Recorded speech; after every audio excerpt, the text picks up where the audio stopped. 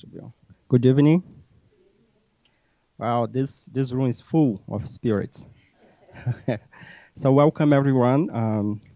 It's always good to be here and to study about our guiding model, Jesus. So let us first raise our thoughts to God and ask that He can inspire us to at least try to understand who was this man that we're gonna talk today. It's a huge responsibility talk about a being that we still so far away to achieve the perfection or the degree that this spirit has achieved, that is the pure spirit. Uh, so why we decide to talk about Jesus? There are several reasons for that. The number one is that we are in the month of December, and we know that this month everybody gets so excited about the holidays, especially Christmas, and we have take the end of the year as a moment that we will exchange gift, we will get together with family, and have that kind of environment that a family setting environment, basically. But majority of the time we forget why we are doing this. The celebration of the birth of Jesus has been so commercialized that it's important for us to come and discuss about the true meaning of the presence of Jesus in our among us. So to start our conversation, I think we need to bring a Jesus that is not the Jesus that we have been learning a lot throughout the religion or through history book, but is this guide and model. For many centuries, we have learned about Jesus as this religion figure that will come and save us. And he already came. And the question is, he already came, and we looking around and we look our lives and we see that we still have a lot of suffering in this planet. And we are waiting for him to come the second time. If he is supposed to come for the second time, what would be the guarantee that he will save us? So I think we need to redress the true meaning of Jesus come to earth and what was his legacy and how we can take advantage of this, his teachings, and try to live better. So in Spiritism, Kardec has the was very careful to touch the subject of this man called Jesus. Although the Spirit's book was brought by the noble spirit, behind of this group of spirit that was in charge to answer the question that Kardec made in 160 years ago, there was one big mind. And this mind didn't reveal the name, but he was called in the codification, especially in the Spirit's book, the Spirit of Truth. So in the Spirit of Truth, if we analyze the text, every message that was brought by the Spirit of Truth, this brings us to come to a conclusion that the Spirit of Truth was Jesus. For several reasons. One, the first, because before he left the planet, after he single reincarnation, he didn't reincarnate, he just incarnate. You know, we are the one that reincarnates here, but he just incarnated once in this planet to bring the message of love and the message that we know nowadays. He said that we will leave, but he will ask the Father to send a consoler that will stay with us forever. So we understand that the consoler, the promised consoler, was the Spirit's teaching that we study nowadays. So the process of Jesus come to this planet was well organized. Because first, who was Jesus? I mean, for some, Jesus was the Son of God. For others, Jesus is God. God and Jesus is the same thing. But in Spiritism, uh, what the Spirit says who was Jesus? Well, we know that because of the way was his message was interpreted, uh, was generate many different religions claim that follows his teachings. Um, but we know that Jesus didn't create any religion, was us. We say us because probably we reincarnate in the past that took his message and put in a way that will fulfill our interests. Kardec was very careful because the time that Kardec was doing this research, let's remember how was the culture in that time. So France was, the most advanced, country in terms of culture, intellectual predominance, but also religion. The Catholic Church was very strong in that time. And Kardec needs to be very careful when he decides to touch the subject of the moral laws. That was the third part of the Spirit's book. So then people was asking, is this book, the Spirit's book, something comes from God? Or is something come from, the devil? So to fulfill some of those questions that was being asked in that time, and also Kardec to not be put in a position that he needs to go before the authority to give explanation, he decided to extend the teaching of the moral laws. That is the third part of the Spirit's book, and compile that we call the Gospel according to Spiritism. So in the Gospel according to Spiritism is where Kardec decided to bring the teachings by Jesus. Well, so to understand that, let us look at this picture. I tried to find who is the painter. I don't know if this computer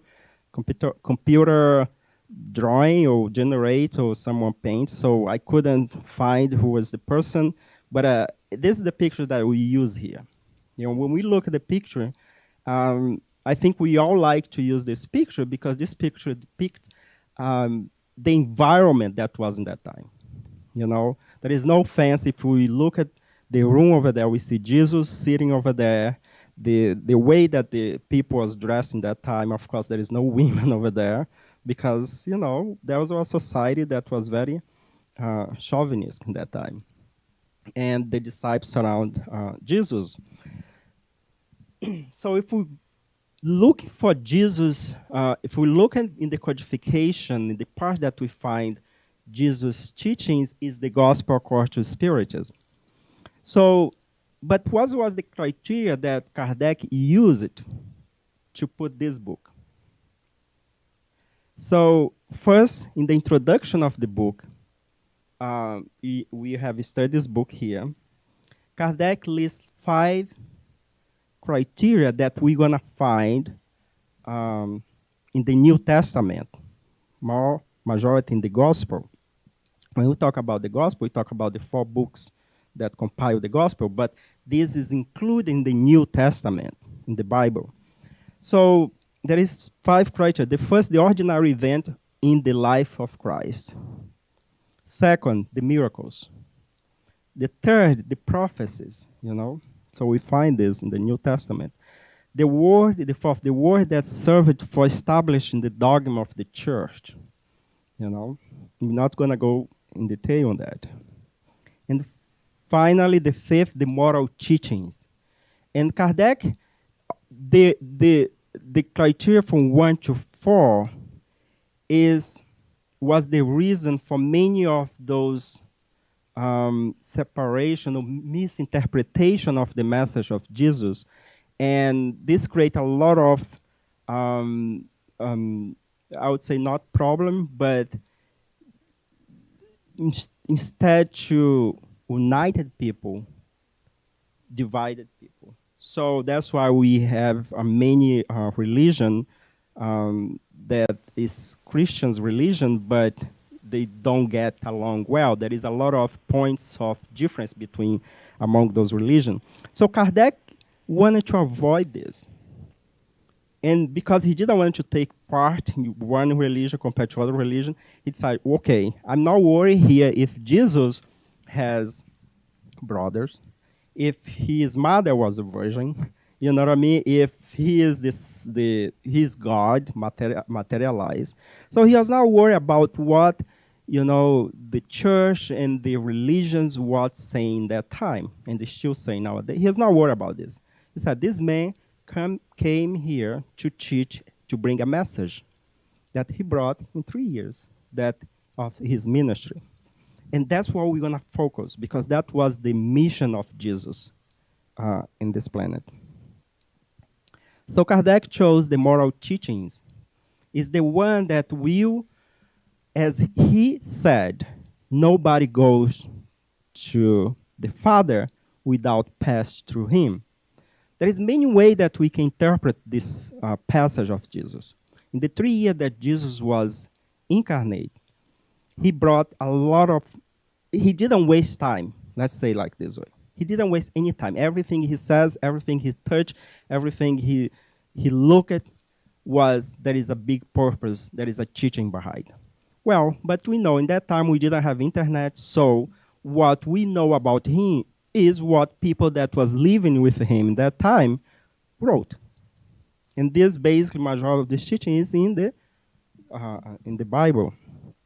But thanks to Spiritism, there is a lot of information that was brought by the superior spirits that we cannot find in the Bible. For example, one of the books is Jesus in the Home. So this book brings the life of Jesus, the private life of Jesus, I would say, because was when Jesus was not in the middle of the crowd, but he was in Peter's house with the disciples. So we learn a lot about how was his approach toward the disciples in that time. So, and the question that we can ask is that why he chose the moral teaching. Kardec chose to put the gospel according to Spiritism by target the moral teachings of Jesus. So here is the answer, okay? And this, I didn't create this. This is written in the introduction of the gospel according to Spiritism, because the introduction gives to us the reason why Kardec chose to target the moral teachings of Jesus. First, it is a code of conduct for humanity. Okay, when we look at this, a code of conduct for humanity. So he's already telling us that, okay, this man is a living example of the perfect humanity we should have it. It's embrace all circumstances of private and public life. Okay, Jesus has, as each one of us here, we have our private life, but also we have a life that is the society. We go to work, we expose ourselves, but we have a private life as well. So in this two area, the private and the public life, Jesus also bring, how he behaved. And that's with a, moral code for us as well. It is the principle for all social relations founded in the strictest justice. Okay, so when you read Jesus' teaching, we see that there is no injustice in what he says. Everything that he says makes sense,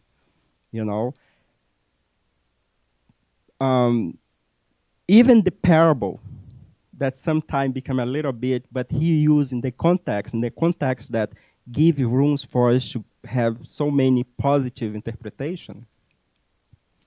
Finally, it's is the infallible path to happiness to come, a corner of the veil lifted regard to future life. It is this part that is the solely object of the gospel according to Spiritism. So when we look at what the moral code, the moral teaching of Jesus brings to us, it is a guideline.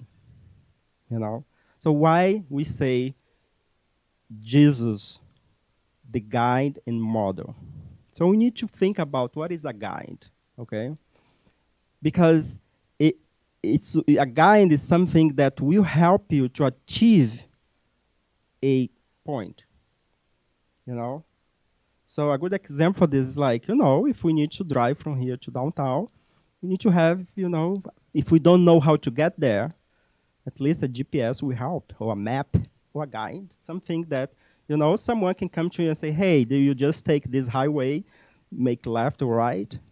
So we need to have this in order for us to achieve a point in our evolution. And the final point here is to become a pure spirit. So then we go to the Spirit's book that also, forgot to animate here, but also Kardec asking the question 625. This is a question that comes before the question about prophets, okay? Kardec was interested to know how can we recognize a prophet, a true prophet, okay? And the Spirit explained that, the true prophet is the one that comes and, live according to the divine laws, that bring through his behavior how to become close to God. And then the next question, the 625, Kardec asked the question, what's the most perfect standard that God has offered to humankind as a guide and model? Well, he did. If you see the question, it's very smart, not very smart, it's very interesting, because Kardec didn't ask what is the perfect person. He said, what is the most perfect standard? So when we talk about standard, we are not defining who he, you know what I mean? Who she, could be anything. What is the standard? Okay? So we are not giving a pronoun. That's the way you say pronoun. Pronoun in English, how this? Pronoun. We are not giving a gender or, what is that? A quality, yes, exactly. So here in the question is already like something very interesting that I found when I read this. And the answer was just one word, Jesus. Here is the thing. We know and we call Jesus Christ, isn't it? But why the Spirit didn't say Jesus Christ? Because the answer could be Jesus Christ. Well, because we learn in the first part of the Spirit's book that Jesus is Christ, but he's not the only one. There is many Christ in the universe. In our solar system, Jesus is, through what the Spirit says, he's the responsible for our planet. He's the governor of our planet.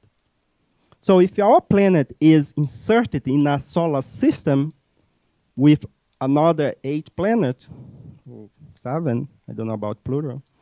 So it means that the other planet also has a Christ, someone that is in charge, someone that is the governor. So Jesus is the governor of the planet Earth. So then Kardec makes a comment, okay? And I just put a part of his comment. He says, Jesus is the highest standard of moral perfection to which humankind may aspire on earth. And I highlight that.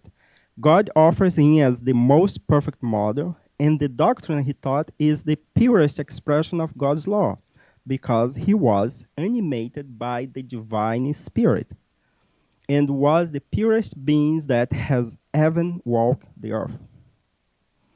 So then Kardec continues his comment, and I didn't put the whole comment, but to summarize why Jesus is achieved this higher standard of moral perfection, And then I just summarize this because he didn't allow himself to be dominated by earthly sentiment. What is to be dominated by earthly sentiment? What is those sentiment that Kardec is mentioning in his comment? And we're not gonna need to think too much. We know that all vices that we have, all thoughts that is not elevate that we have, and the level that we are surrounded by those kind of feelings. So here's why this title of Christ we gave to him. This is, Christ comes from the Greek that means Christos. I don't know how to pronounce in Greek because I don't speak Greek. But which means the Messiahs. Messiahs? Which means Messiahs. Christ Messiahs. Yeah, we gave this quality to Jesus because he was this highest standard of moral perfection. With all the respect to other great prophets that came, that have been walked the earth, Jesus has demonstrated through his life and that he is the Christ. A lot of questions arise about Jesus, for example. Okay, he lives 33 years old when he was crucified. What happened to Jesus from 12 to 30? So there is all this big question because it was not recorded. You know, we don't find this in the Bible. There is many theory on that. What Spiritism says about that? Well, so there is a passage that is in the Bible when Mary was very worried about, as any mother, about the future of Jesus. Okay, she knows that Jesus was a special boy. But also, as a parent, she was worried about what's Jesus going to be. So she decided to bring Jesus to the temple to talk to the doctors to get some guidelines, we do that, isn't it? We go to our kids' school, high school especially, and we want to try to understand what his or her, aspiration, what they want to go, so you're going to be a doctor, or, go to music, or which kind of business, which kind of profession. So Mary was worried about this as well. So she brought Jesus to talk to the synagogue.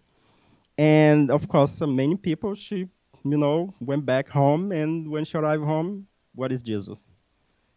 Jesus didn't come back with her, and she was a little upset, not upset, but worried.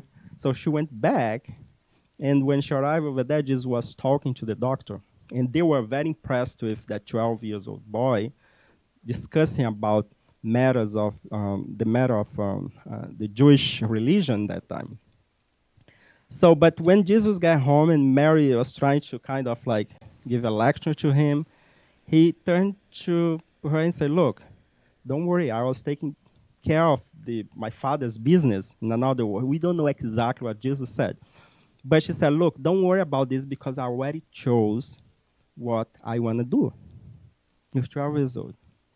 And from that time, he decided that he's going to stay home working the carpenter, helping his father. That's why he's called Jesus the carpenter, because that was his profession. So from 12 until 30, when he left to be baptized and then start his ministry, he was in the family setting. So as a pure spirit, he doesn't need to go to other place and learn with other people because he signed those people before. Buddha was one of Jesus' ministry. Socrates was one of Jesus' ministry that came before him to prepare. So what happened is, when he was baptized, then he starts to expose to the community more, bring his teaching, and starts to perform miracle. Does Jesus need to heal people, the physical body? Probably not, but that was necessary to impress people. How can we impress people? We need to do something that is extraordinary to impress people, So there is many things that we should like try to understand about this man. We say man, but he incarnates as a man, but he's already in a level that we have no idea. How come a imperfect spirit talk about a perfect spirit? It's very difficult. But through his example and through his teaching, we can picture that we are before a noble, spirit. The other thing is that when Jesus was in the process of the formation of the planet, when the planet was still cooled down, so we know that in that time he was already pure. 4.5 billion years ago, he was a pure spirit.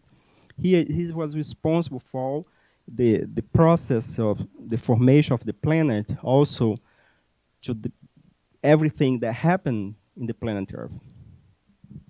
So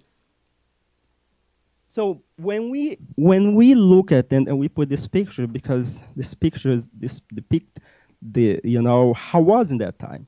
So there is no fancy auditorium like we have here with microphone. People are sitting outside, and as you see over there, a lot of people in this picture. And if you look at Jesus' life, what kind of, if we compare to the profession that we have nowadays, for example, nowadays we are very specialized. We can say that Jesus was all the specialization that we know in one person. In one lifetime, the maximum that we can be is like one, maximum two specialized, If you are a physician, maybe you can have a PhD, or you can be a lawyer, a physician. But in this life, we just choose one kind of profession. But Jesus, he was able to display a deep knowledge in all area.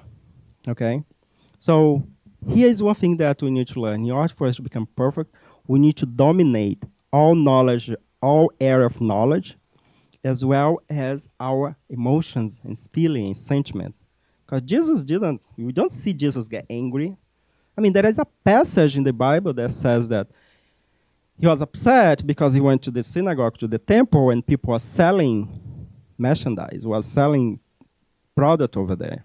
And he get the whip, and starts whipping people. So doesn't make sense, because a man, a spirit like Jesus, has a very strong control of his emotion, would not lose his temper because someone is selling something inside of the church.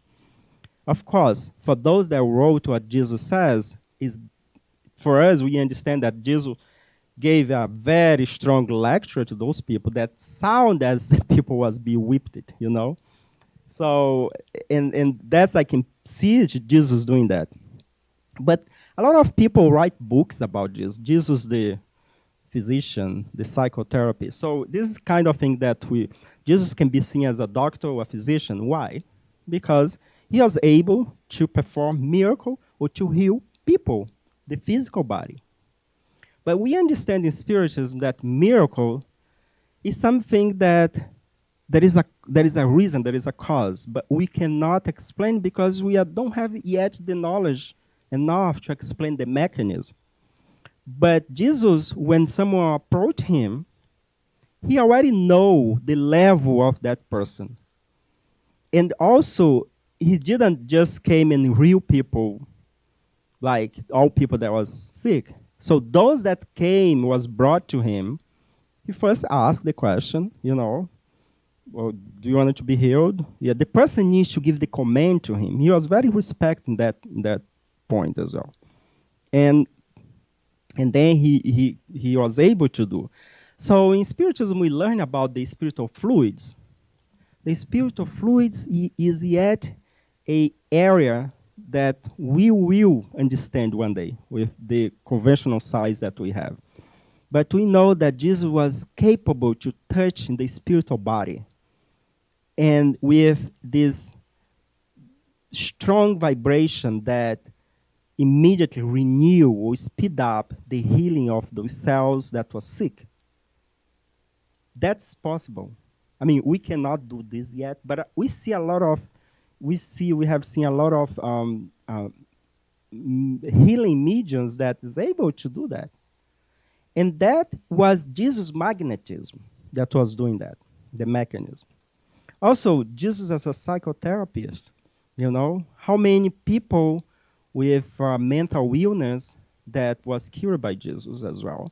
Of course, when we look at the miracles or the healings by Jesus, we find it was written like about 37 cases that he healed, people that was possessed by spirit, people that was dead, and we know that was not dead, dead like completely. With science, advancement of science, we know that there is a state that people can achieve that we call catalepsy state, and it's possible that, blind people that has leprosy, so he was able to heal those people. But here's the question. There is one case that was in the beginning of his healing process, and is a case that they brought this man through the roof and let him down, and Jesus. There was one day in Peter's house. I think was the first healing session that Jesus did in Peter's house, that he was able to heal a lot of people in front of a big crowd. And so at the end of the day, Peter was so happy. He was so, oh my goodness, Master, today was a good day. We healed a lot of people here. And Peter was all over the place. And when he looked around, he didn't see Jesus. And then I think this case is in the Jesus in the Home, in the book Jesus in the Home. And then he saw that he was looking for Jesus, and then saw that Jesus was outside, walking the beach by himself. And he came to talk to Jesus and to show how happy he was. And when he looked at Jesus, and Jesus was kind of like crying, he was like sad. He's not sad because he was a spirit, but he was like very kind of disappointed, because whereas Peter was very excited, Jesus was not so excited. And Peter was like confused. So Peter was like, what's going on, Master? You're not happy? I mean, after the whole day of healing session here. And he said, Peter, do you remember that guy that, we healed the paralytic man? He's like, drinking and with women and throwing party. And that person that, was healed as well, right now, the person is like, behave badly. And he said, I didn't come here for this. So people was mistaking the healing process, the healing of the body, and Jesus was more concerned about the healing of the soul, the change in the behavior. So, I mean, we know that all the people that Jesus healed died. So the question is not the healing of the physical body, because the healing of the physical body is the consequence, but it's the healing of the soul, because death is a transition, is a process that's going to happen no matter what. Even Jesus could not stop, people to die. So he also can be seen as a social worker, isn't it? Someone that's worried about the well-being of the other people. He was always putting himself in a position of help. For example, the first miracle that he did was in his friend wedding, that he was able to convert water in wine, and that is somehow a example that Jesus is always concerned about the well-being of people that surround him. We can say that he's a spiritual master, because he was the one that bring about, spirituality in a different level. It's not a spirituality, a connection with God that we make a deal, If I got healed of this process, I'm going to walk 1,000 miles. We do this with God, But he came to show to us that, and he explained this when he said, my kingdom is not of this world. What he was talking about? And he always talk about the kingdom of God. So when you read this in the Bible, the kingdom of God, it seems that it's something aside of this, as if this doesn't belong to God. But he also talk about a different level of consciousness. We can live here and be in the kingdom of God because this is a creation of God. But he was talking about this. Because of the level of evolution of the people in that time, Jesus could not go deep in these teachings. That's why he mentioned, I will send another consoler. So this is very easy to understand, because if we compare to our life, of course, we can't explain to a child how to do, complex surgery, for example. You need to wait for that spirit to become young adult, to go to a school, a medical school, and to learn how to use a knife. The same for other areas, in humanity. In that time, 2,000 years ago, we didn't have the knowledge. We didn't even have the science that we have nowadays. So it's going to be very difficult for Jesus to explain many of the things that he already knew, but the people in that time was not able to grasp. And also in the medium's book, the superior spirit, also Kardec says, because there is a question about, was Jesus a medium? And he said, no, Jesus didn't need to have another spirit assisting him. If he was medium, he was the medium of God. He was this instrument of God. That's why a lot of interpretation about this quality of Jesus was mistaken by Jesus as God, So, and they create that idea of Trinity, the Father, the Son, the Holy Spirit is one. Doesn't make sense, because even Jesus used to say that, he referred to a Father. If he referred to a Father, he cannot be the Father, God. Yes. So it's kind of logic for us to understand that.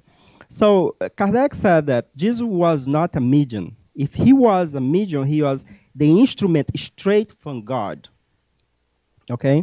So this is also, of course, we can spend time here trying to give more quality to Jesus, that Jesus was, I don't know, we mentioned doctor, physician, psychotherapist, any other quality or profession that we have nowadays, Jesus was able to accomplish if he was here. So to finalize, so we get some guidelines for salvation, okay? So when we talk about salvation here, we want to really to use the word salvation, because when we think about Jesus, and especially the word that says Jesus saves, so let's see how can we get saved by Jesus. And we don't need to be converted to a religion, because when we look at his teaching, this word Jesus saves is true. Because if we look at the teaching of Jesus and try to follow these teachings, we're going to be saved. From whom? From ourselves. Because when you say, we need to be saved, for what? From ourselves. Saved from ourselves. Okay? Okay, what is that? The bed of us. So, because there is so many passages of Jesus that we can analyze, and we can, try to put in our life, that I decided to get only 3.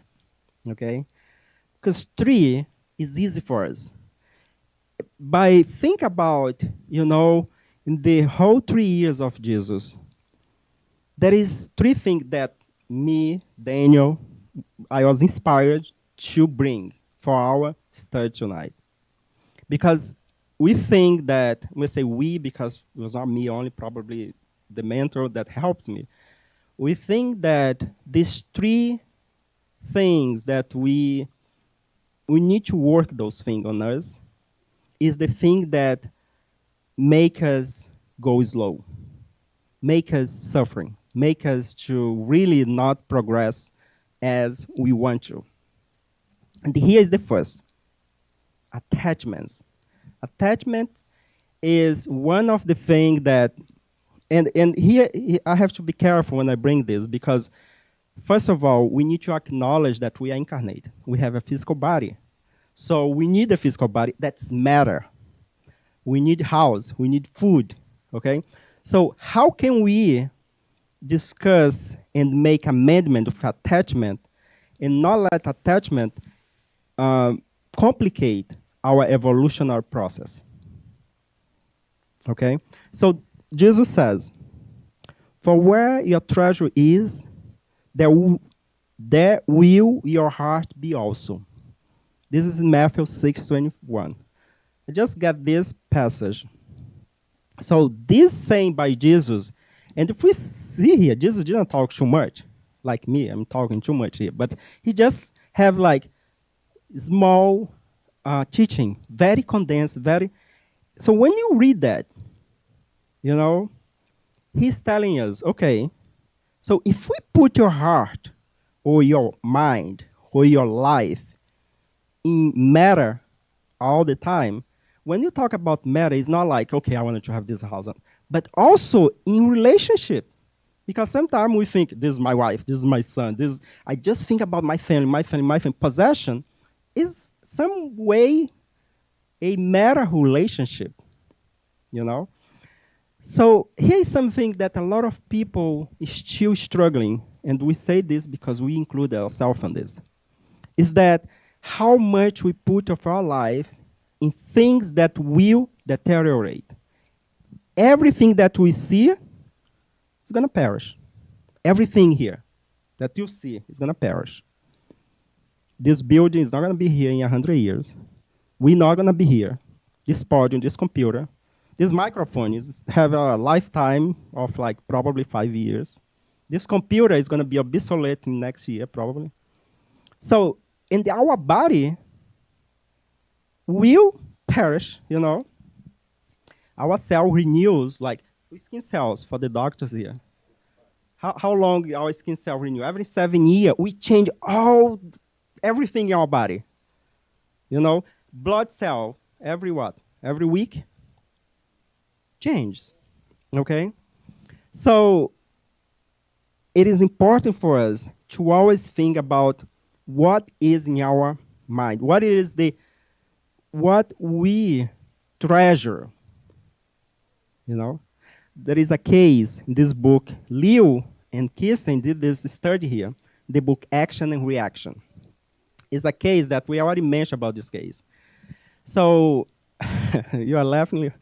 Yes, Rafael, yes, I'm going to tell you.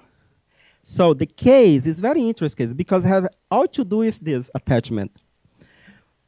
André Luiz and his companion Silas, and the mentor what's the name of the mentor? Druso. They came to the earth to assist one young man that was obsessed, okay? The young man was obsessed by two spirits. These two spirits wanted to kill this young man because the two spirit was the uncle of this young man, because the father of the young man had killed them. So imagine there is this family, the father died, there is 3 sons. So one of the sons, because he wanted to keep all the property for him, he killed his two brothers in a plot that he created. Now, when they find themselves on the other side and realize that they were killed, so they start to begin a revenge. And the revenge was against the son of the brother. So in that case, the son, what is that? Was their nephew. Yeah, was their nephew. So, and then André Luiz, Sila, and Druso came to assist the young man, because here is something. That young man, he was not the one that caused the problem. But because the two spirit really wanted to make the brother suffering, and there is nothing more painful to see your children or your daughters be, tormented by obsession or disease. So they decide to do that in order to revenge. So Andrea Luiz and Silas, especially Silas and Drews, they decide to become friends of the obsessor. Becomes friends. And Andrea Luiz was like, okay, wait a minute. This spirit is like, obsessing this young man. And the Silas wanted to become friends of them. Doesn't make sense. And said, would you do that? You're gonna become friend? Then here's there is something interesting because Silas behaved as if he was like a friendly person, like kind of undercover situation. So, and then he starts to talk with the spirit, the two spirits. And at some moment when the spirit, well, they are very like, the two spirits think that Silas and Andrea Luiz, they wanted to learn how to become obsessors. That's what the way they present themselves. So Sila asked the question, and here is what I want to mention regarding. Sila asked the question, how do you do this process of obsessing this young man? What is the technique? Yes, yes. What is the technique? And here's something that blew my mind. And I remember like when Leo and Kirsten was doing this study, we are all like, wow. And those two spirits, it seems that they know more spiritism than us, and they were obsessed. He said, it's so easy. He said, it's so easy to get in the mind of someone and destroy the person's life. And he said, look, we just look for the central desire. The central desire? A central desire, the main desire of a person. That's it. Here is something that I think we all have desires. For example, I have a desire to eat a pizza. But the obsessor was not talk about those daily desire that we all have. Okay, I wanted to go have dinner. I wanted to drink a water, drink a soft drink. It's not about this desire. It's the central desire that the spirit said that they look for. And do you know what the central desire of that the father of that boy was?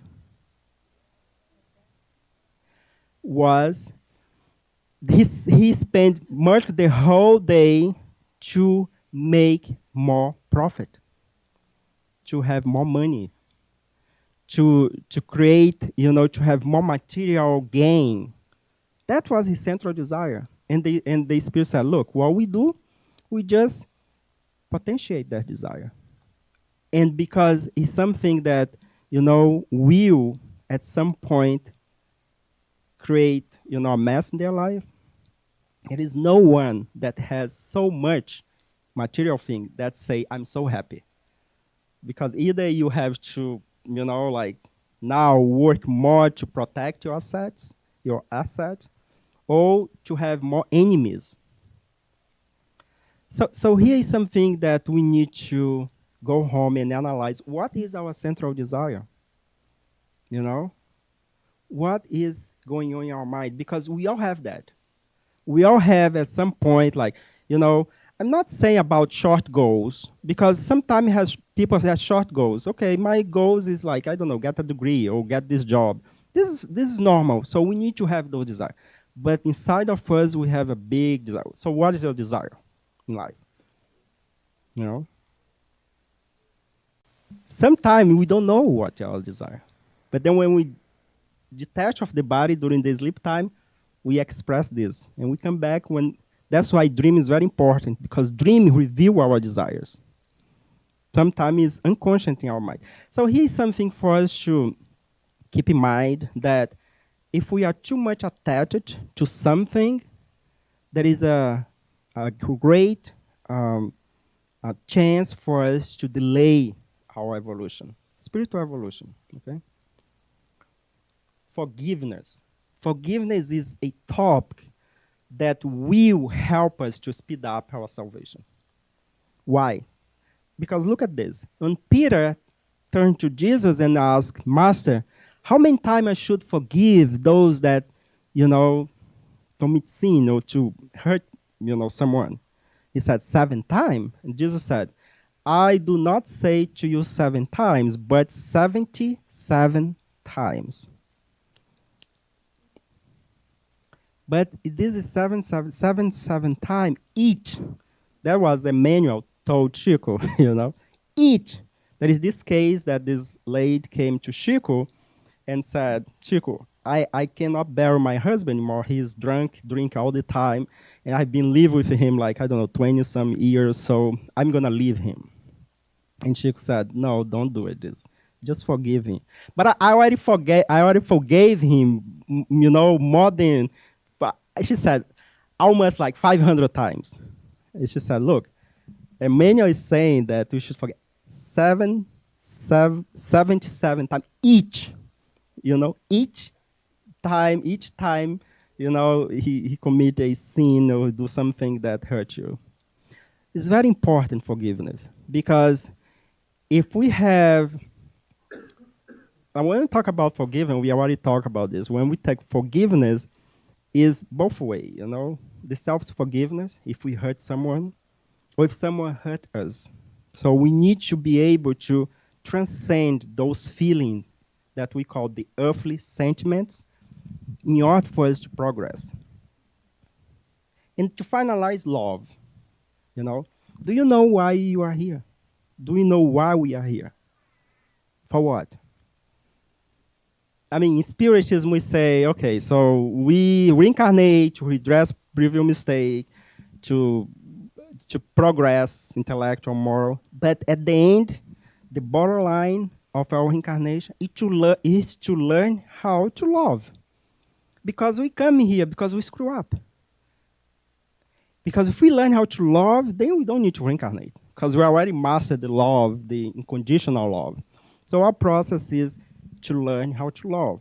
Of course, to do our part in the creation, to do charity, to do other things, to be, to evolve in our in spiritual journey. So here is some part of his teaching that, let love be the ruling principle of your life.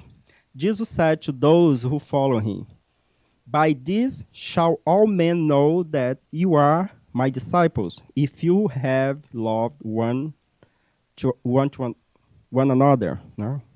Loved one to another. This is in John 13:35.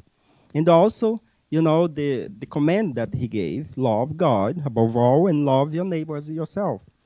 So this three things, attachment, forgiveness, and love, I think is something that we need to really incorporate in our daily life. If we have animosity against someone in our workplace or in our family, let us think twice how to redress this and work in the forgiveness. So to finalize, we brought this last time, but it's so passionate to this talk that in Jesus, if we have to summarize his teachings, we can say that Jesus' moral are summed up in charity and humility. Why? Because these two virtues, they are contrary to selfishness and pride. That is the root of our, vices, basically, So I wanted to stop here, and if you have any question, comment, we can elaborate. But for starting this month of December, what would be our vision about this man, about Jesus, that in Spiritism we say that he is the governor of the planet, he is our guide and model. And from which these guidelines that Jesus brought to us, we are putting in practice in our life. We always say the process of evolution is a process. As we say, process of evolution is a process. It's something that happens step by step. What we cannot do is just stop the march of the progress. When we say stop the march of the progress, it's not like it's our progress.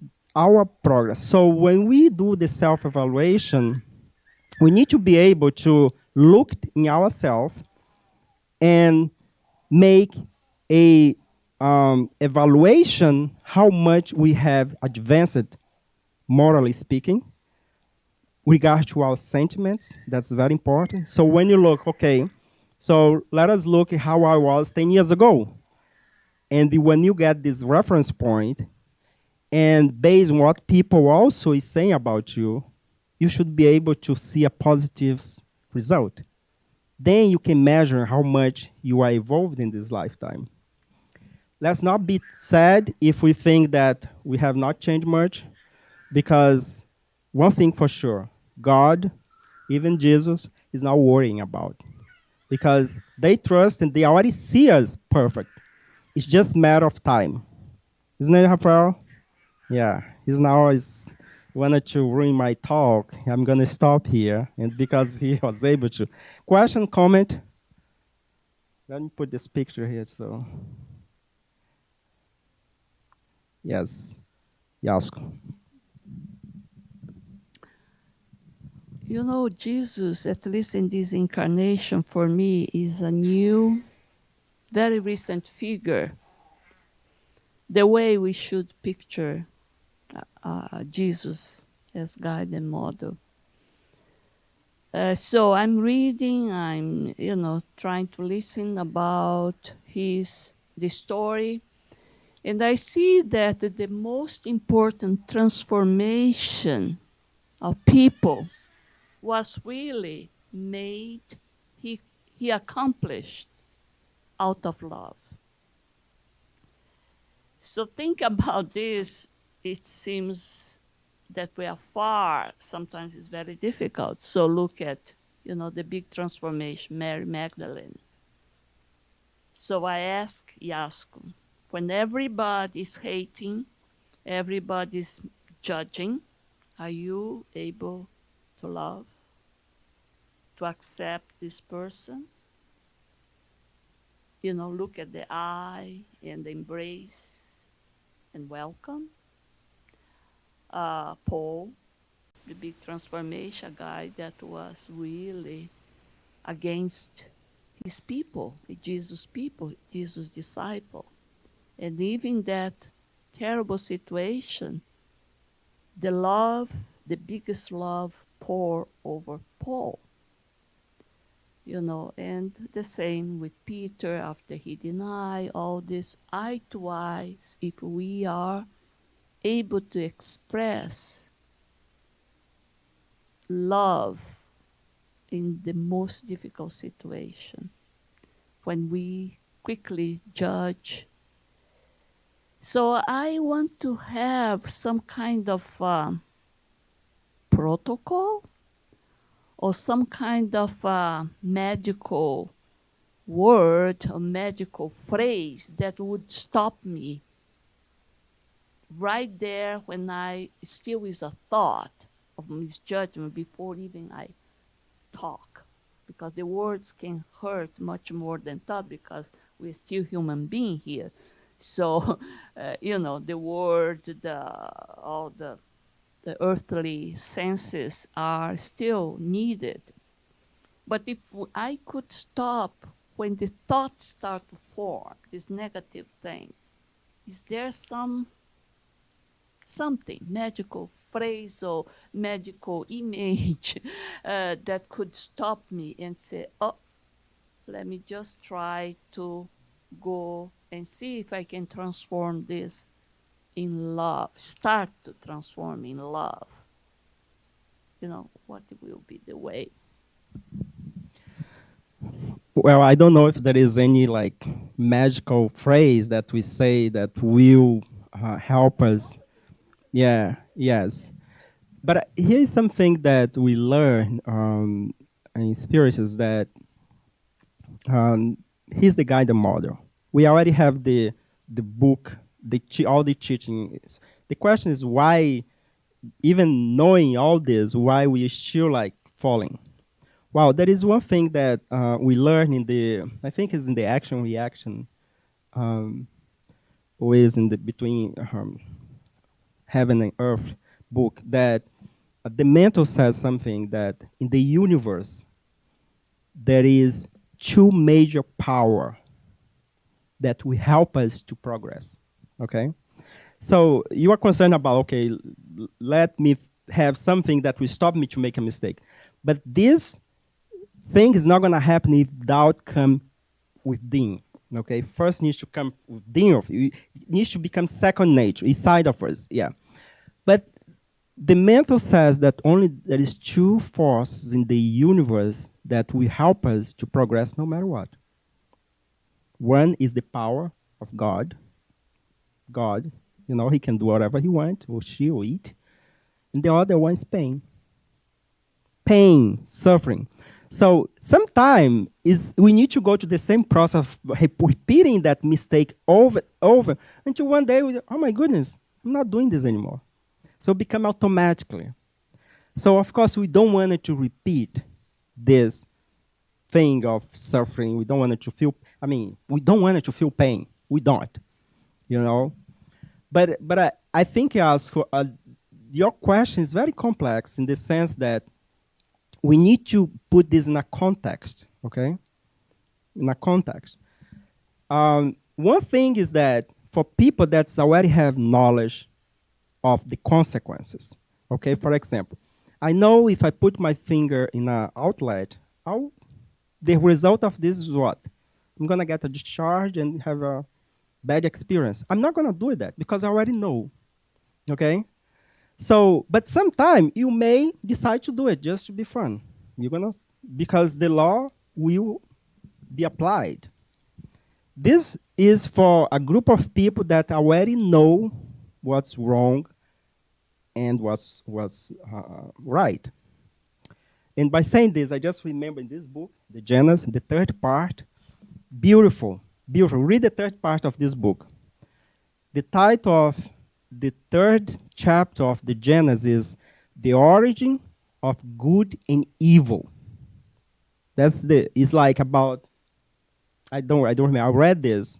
The origin of good and evil. So, for example, for us spiritists, and for people that's watching this, you keep asking, why do we have so much violence, so many violence? Why these things happen? Why I'm suffering? Why I'm still doing it? Read this chapter. Chapter 3 of the book Genesis. The origin of evil and goodness. Kardec did a fantastic study or compilation of the origin of good and evil, because I read this like a couple of times. Oh my goodness, this is really good. And he starts to talk about the evolution process, animal kingdom, the instinct of self-preservation. Okay? At the end of this chapter, Kardec says that what is the obstacle for our spiritual evolution? What it is? Salvation and no. This is said in the Spirit's book, but you know what Kardec says here that blow my mind? He said that the thing that stops us to evolve more fast is the instinct of self-preservation. So what are you talking about? The instinct of self-preservation. And then he explained why. If you do a text analysis, you finalize say, oh my goodness, yeah, he was right. Because selfish and pride is originate because from the animal kingdom, we bring inside of us the instinct of self-preservation. So when we acquire this intellectual new brain, we cannot have strong will to undo the exactly. So the instinct of self-preservation make us evolve very, very, very slow, because now we are afraid. Second, we wanted to possess stuff because we wanted to survive, and then we start to justify, now with our new brain, the neocortex, justify that I need to make more money, I need to do this, because the instinct of self-preservation. This is located in our subconscious, that we emanate this without even contemplate a spiritual evolution. That's why people don't want to think about spirituality, because they want to survive here. And to survive, you do any kind of business. So here is something new things that we learn with Kardec is that how come the instinct of self-preservation can slow down our spiritual evolution? Because he did a study showing how this evolution of the spirit through the animal kingdom, now the human kingdom, now in this phase we are bringing a component that was very well accepted in the animal kingdom. Because you need to survive in the animal kingdom no matter what. Otherwise, you're going to be a dinner or at lunch for another species. But now, we don't need to.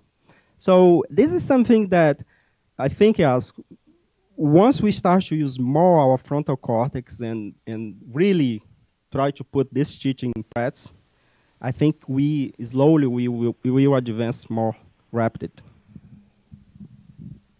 Her question has me understanding that I will need to present at some point a talk that embodies a lot of a PBS talk I just watched this week. Dr. Daniel Amen has a new book out, Feel Better Fast and Make It Last. He calls these things ants, automatic negative thoughts.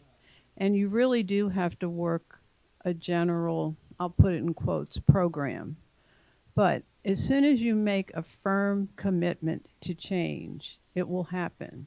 You just need a few tools, daily practices, because sometimes we have to wake up our senses. They've kind of gone to sleep. And we get a lot of information coming in that we have to start to access, and we can change these ants. So I guess that's the magic answer. It is possible, and we have research behind it, and I really like his work. So I did order it, and now I'll take the responsibility to teach it. That's great. That's great. So maybe the program for next year is already, we already have some elements to bring here. Yeah, no, that's right. I think when we talk about tools in order for us to improve, we learn about how we change a habit. Like science has shown, psychology has shown that if you wanted to change a habit, you need at least 1 month, 27 days. That's the average. 3 weeks to 4 weeks for you to change a habit. For example, if you wake up every day at 9 a.m. and now you want to wake up at 6, you need to condition your body for at least 27 days, 3 weeks, in order for our body to adjust to that. But this is controlled by your mind. So your mind is the one that controls, or the spirit is the one that controls the body. So this can apply for anything in our lives. You want to lose weight? That's at least you need to have a program.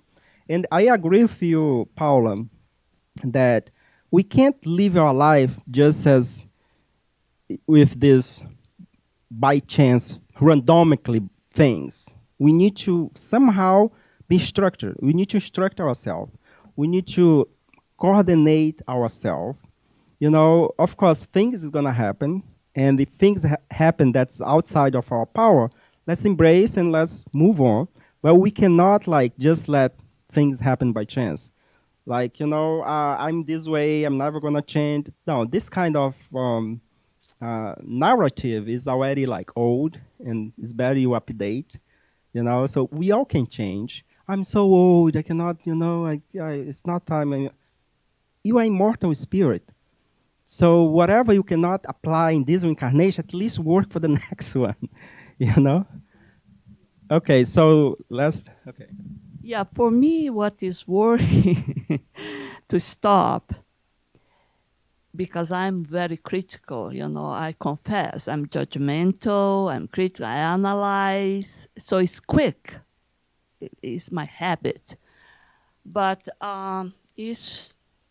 so I'm trying very quickly to think, we are not in the same level. We are evolving. So that's good for spiritists because it stresses a lot about what we are here for, evolve. So we are in a process to evolve. But in this process, I am here in this position. You are ahead of me.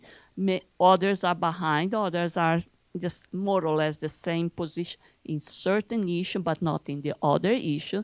So the first thing I say, we are not in the same level. So I should not want the person to do to get what I get it.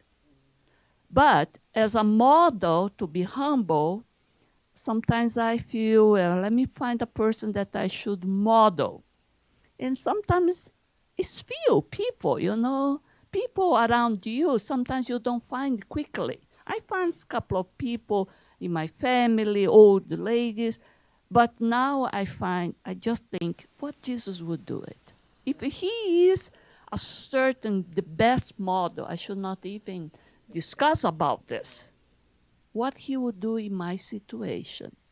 And see the example that he left. Because he dealt with the most, mean or low, quote unquote, people.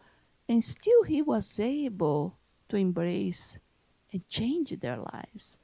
So that's the two things that I'm putting practice. Put in practice. I don't know if in master next year or in 10 years. I don't know.